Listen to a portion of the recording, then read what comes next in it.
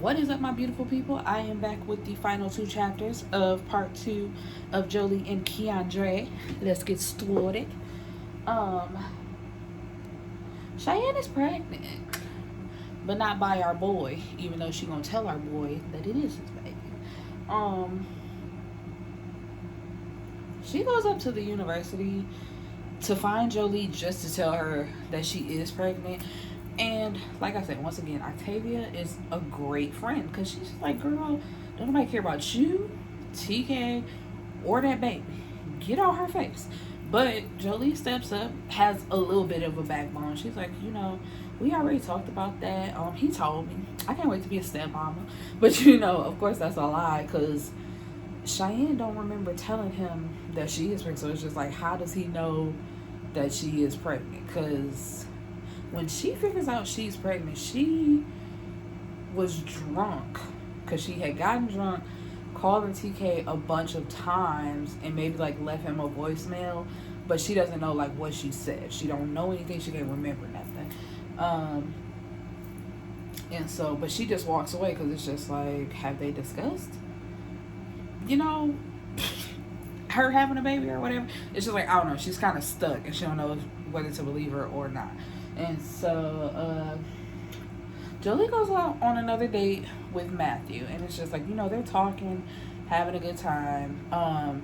But she figured they should stay friends because he has not a newborn baby, but the baby is fairly new, and it's just like, you may get back with your baby mama, or y'all may have this situation going on. So it's just like, I kind of don't want no parts of that. You know what I mean? And he's like, no, it ain't even like that. It's just, and he gets a phone call from the baby mama while they sitting there. And he's like, I'm hanging out with somebody or like with a group of people. I think it's just one person. He's like, I'm hanging out. Instead of saying I'm on a date, I'm hanging out. And it's just like, you can tell she asks, who is it? Because he says, you don't know him. You don't know him.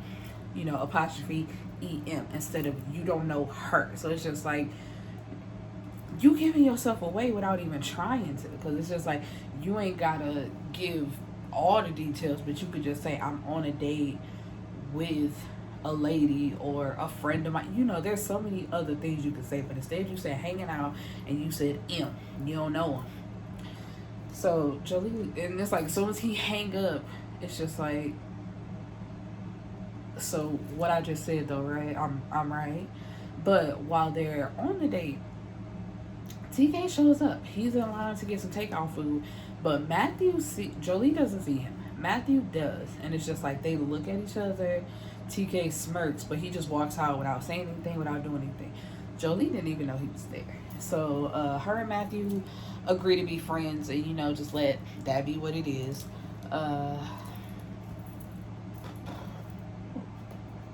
Feel some hair on me. Ugh. Jesus. So she's at home later, because I don't know, I was basically like rereading chapter 7 all over again. She gets home later, she gets out the shower, and TK is sitting in the bathroom. She lets out a blood-curdling scream, and of course, Senior comes to the rescue. And she tells him like, nah, Dad, I think I just saw a spider, or I almost slipped out the tub. It was one of those. And he said, that don't sound like that type of scream. That sounds like a bloody murder scream. And it was like, who knew her daddy was like an expert on scream? It's like, nigga, I said I'm good. Bye. Like, get out.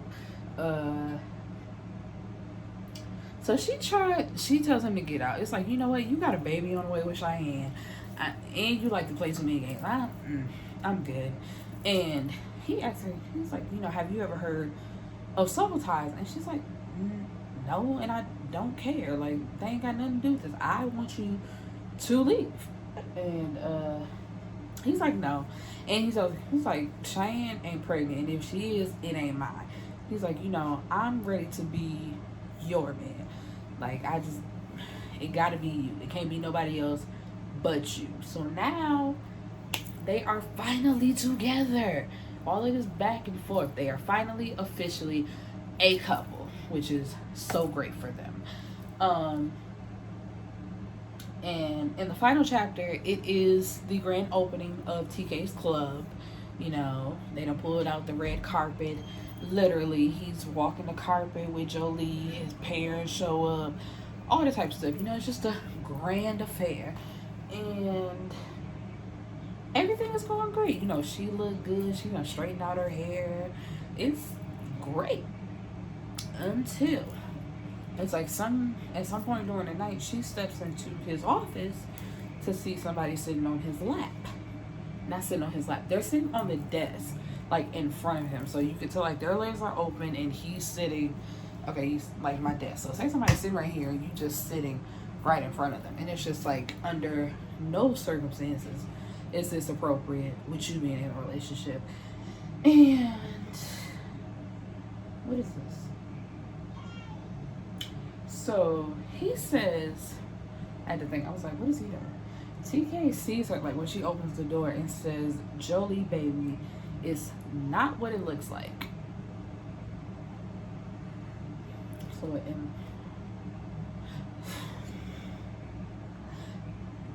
I hate that because it's just like, even if it isn't what it looks like, why is she sitting in front of you like this? Like, even before we can get to an explanation, none of that. I don't care what she's telling you. First of all, why she sitting on your desk? I don't care who it is. Why she sitting on your desk? Why she not in the chair? Why is she just, like, why y'all this close to each other? Because, like, if it ain't a family member, nobody should be that close to you. I don't know, but that's the end of this book, you know, to be continued, ellipses, and we're going to see what happens in the final books. Y'all have a beautiful day. It is so hot, like, all of a sudden, just out of nowhere. My dad put my air conditioner in today, so thank God for that, and I will see y'all later. Peace.